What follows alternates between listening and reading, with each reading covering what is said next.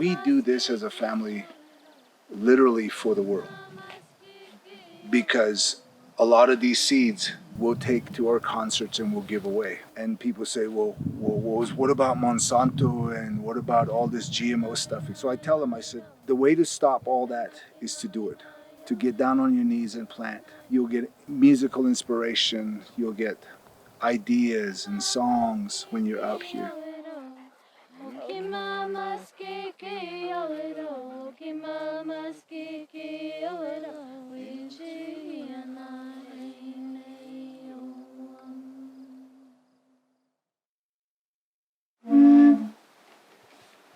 So you use the tongue to separate the air.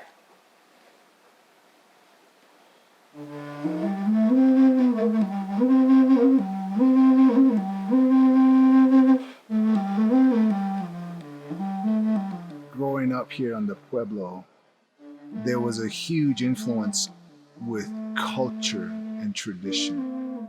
Music, song, dance, food. Music of my childhood was based on drum and vocal. So at any given time, working the fields, they tell us, if a song comes in, sing it. I got my first flute when I was 18 years old. I asked my grandma, Grandma, I have some money, but can you lend me some money? And then he goes, yes. And that was it. I ended up as 18-year-old in Oklahoma doing summer stock. In that show, I played the flute every single night. The show was based on the Trail of Tears of the Cherokee and of the 5 civilized tribes. I got home from that and I ran out of money. Running out of money is a good incentive for becoming clever.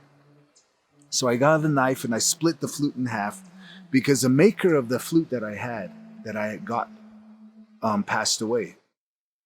I borrowed some money from my grandma to get studio time, and I went into the studio not knowing what I was doing. It was like one of those things where, you've heard that phrase of the right time at the right place. It was one of those things. I hired my sister and my cousin to go distribute. People began to say, well, who is this?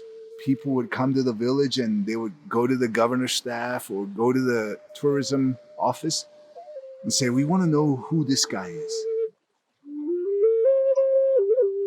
Music was so engulfed in me that I just embraced the world. Would I say that what I was doing was way different? Yeah, it was big time different. It wasn't native. It wasn't from Taos Pueblo. It wasn't traditional. It was none of that. It was Robert Mirabal living life. He was just an individual that so happens to grow up on the Indian reservation.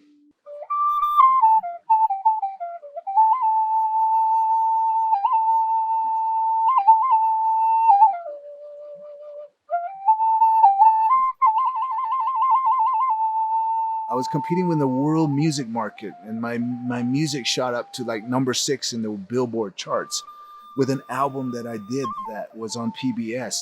We had one of the number 1 pledge drive shows.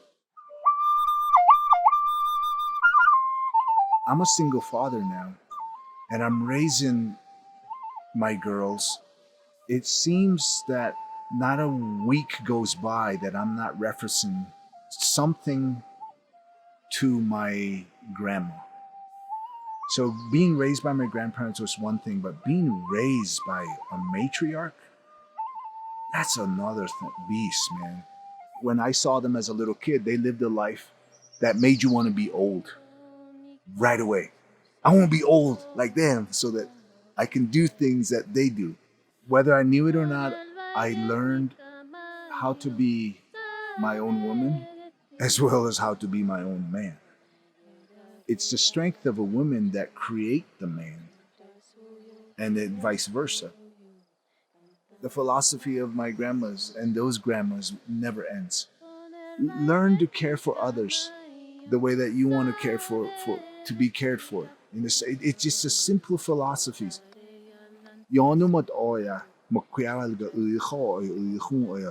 Dance.